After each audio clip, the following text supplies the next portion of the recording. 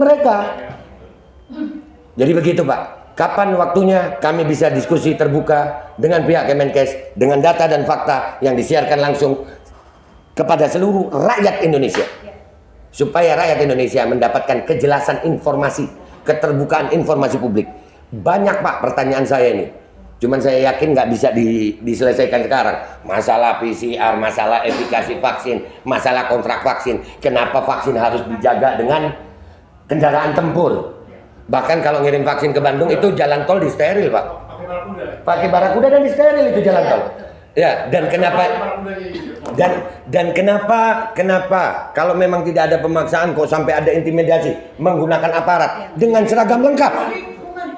Iya, listrik rumah diputus. Ini sudah terjadi di masyarakat. Dan kami juga menemukan banyak orang-orang yang akhirnya Pak dapat efek samping negatif. KIPI. Ya, dan ini minta maaf Pak. Untuk masalah KIPI itu sampai hari ini Pak sudah terjadi sama almarhum Trio Fauki. Anak umur 22 tahun tanpa ada riwayat penyakit. 22 tahun, sehat Pak. Enggak, bentar Bu. 22 tahun. Setelah divaksin AstraZeneca meninggal dunia. Dan akhirnya diotopsi Pak. Itu Bapak bayangkan perasaan ibunya. Setelah diotopsi dikatakan ditemukan tidak ada penyebab kematian lain. Tidak punya penyakit. Tapi begitu ditanya, apakah ini efek vaksin? Pihak dari Kementerian Kesehatan bilang apa? Kami tidak bisa memastikan ini vaksin. Terus apa Pak? Terus apa ini? Ini apa? Kalau seorang meninggal dunia, saya anak Pak, saya punya ibu, Bapak juga punya ibu. Kebayang nggak kalau itu ibu melihat anaknya digali dari kubur, diotopsi, dan tidak ditemukannya ada penyebab kematian lain, tidak punya penyakit bawaan. Tapi waktu ibunya tanya, berarti ini karena vaksin. Kami tidak bisa memastikan itu vaksin. Terus buat apa diotopsi? Dan kami juga menemukan keganjilan-keganjilan Pak. Berapa banyak orang yang di-COVID-kan? Kami juga punya data. Orang tidak bisa masuk rumah sakit kalau tidak COVID. Karena di COVID itu ada anggarannya. Ada anggaran, dan itu kami punya datanya Pak.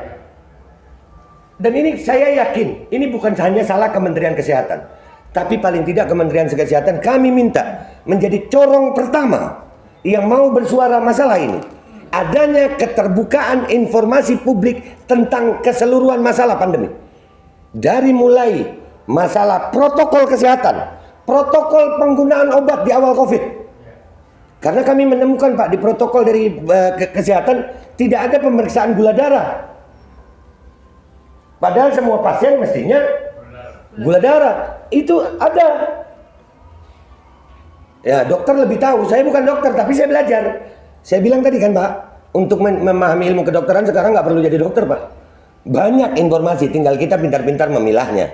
Dan selama saya berbicara tentang aktivis COVID ini Pak, saya tidak pernah berbicara tanpa bukti, data, dan fakta. Dengan jurnal.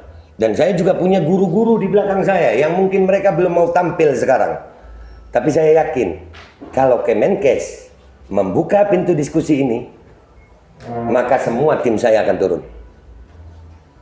Dan itu kredibel. Mungkin kalau seorang Babe Aldo cuma lulusan SMA, tapi di belakang gue, minta maaf Pak, di belakang saya ada profesor-profesor juga. Orang-orang yang ahli dalam bidangnya. Dan kami meminta dari pihak Kemenkes untuk terjadi diskusi terbuka itu untuk keterbukaan informasi seluruh masalah COVID. Mulai dari awal sampai akhir hari ini. Dan kalau itu tidak dipenuhi, maka kami menengarai bahwasanya memang terjadi rencana busuk di balik pandemi. Karena kami tidak menuntut macam-macam. Kami menuntut untuk terjadinya diskusi. Saya tidak menuduh Kemenkes salah. Bahkan saya juga siap kalau saya salah. Di perjanjian itu, kalau saya salah, penjara saya seumur hidup.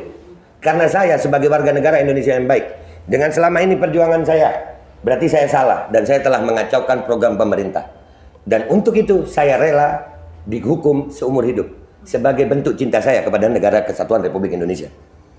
Tapi kalau saya benar, tolong rubah semua kebijakannya.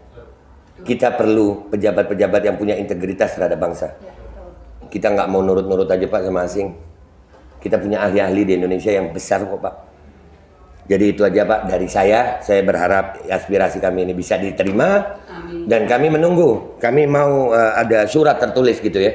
Jadi ada jaminan bahwasanya kami akan dapat diskusi debat terbuka itu. Terima kasih Pak, itu dari saya.